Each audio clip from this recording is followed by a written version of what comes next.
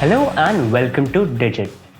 In this video, we will be showing you how you can set up the Rhobos D215 intelligent bracelet to an Android smartphone using the provided app.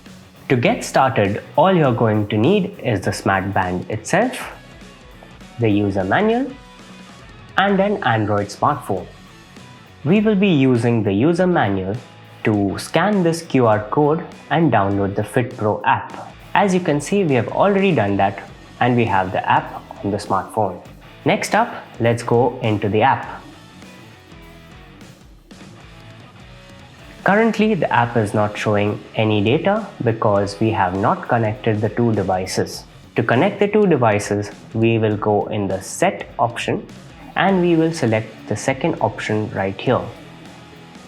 This option is the Bind option that helps you connect the smartphone to the smart band. As you can see, it is scanning for the devices. Since we currently have multiple devices with the model number LT716, which is our smart band, we will go for the one which is the closest to us.